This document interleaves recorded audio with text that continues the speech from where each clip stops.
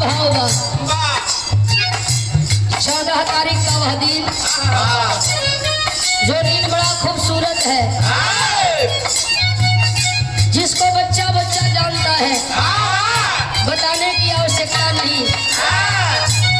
कोना बात के कोना दिन के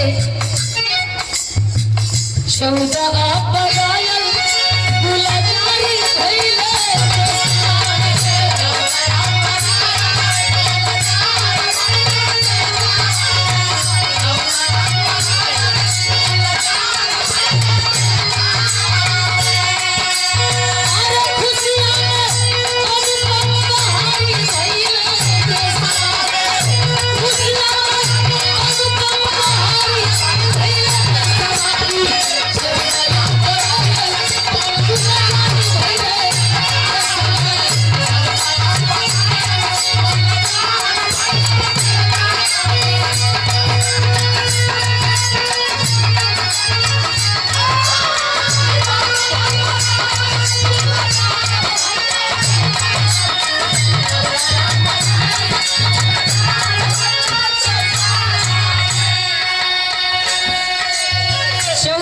अप्रैल का वह दिन जहिया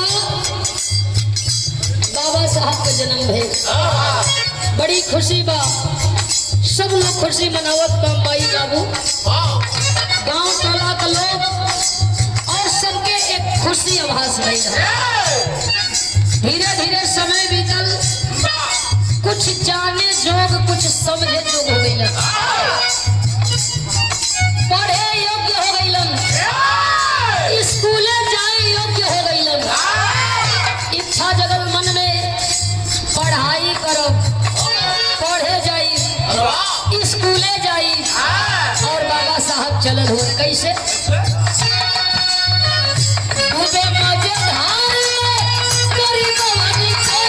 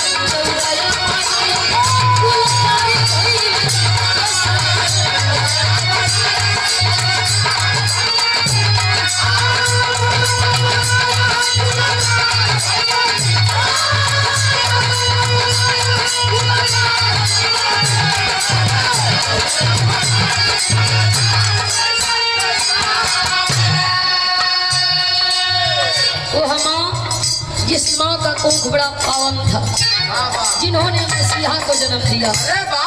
ये सुंदर पुरस्कार इस भाव पर हमारे गार्जियन सम्मानित विनय यादव नेताजी जिला पंचायत सदस्य कोटि कोटि प्रणाम। और इस सादर पुरस्कार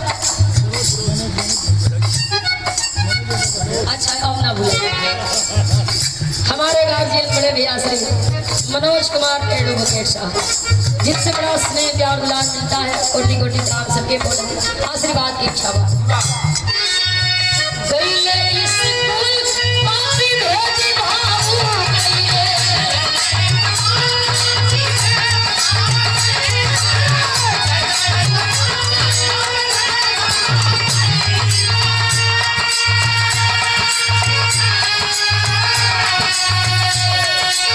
आज सारा सुख सुविधा वालों को आपका बेटा बेटी पढ़ना चाहते हैं। सारा सुख सुविधा के बावजूद आपका बेटा बेटी समय से स्कूले ना जाते हैं। कुछ माई बहन का ऐसा हो कि जान के ना भेजल चाहते, तू खुद कहते है कि जाए दे आज मत जो हम जाई शिव चर्चा में तनी तू घर अगोर दी चल गई तो हड्डी कर दे आज घर अगोरे के तेहू ना तो बबुआ जी के कहते सुन लिया तनी घास लिया के भैंसिया लिखिया हम साझी ले लौट। इहो लोग ना चाहते कि लड़का जाए स्कूले पढ़े। बाबा साहब के साथ बहुत भेदभाव हुआ, उनको स्कूल से बाहर भी निकाल दिया गया, गेट बंद कर दिया गया। अंदर मास्टर पढ़ावे, लड़का पढ़े, बाबा साहब पिछवरवा बैठ के सारी बात सुने और अपने कॉपी में लिखे। हर एक सवाल का जवाब बाबा साहब तैयार करें और फिर भोर का बेला में आवे उहे व्यवहार जाए के स्कूल के पीछे बैठे। अंदर मास्टर लड़कन से सवाल का जवाब पूछे और स्कूल के पीछे से बाबा साहब सारा सवाल का जवाब दे। फिर भी उनको शरण नहीं मिली, फिर भी वह इज्जत नहीं मिली जिस देश के लिए उन्होंने संविधान लिखा, उसी देश में उनका इज्जत नहीं हुआ। कैसे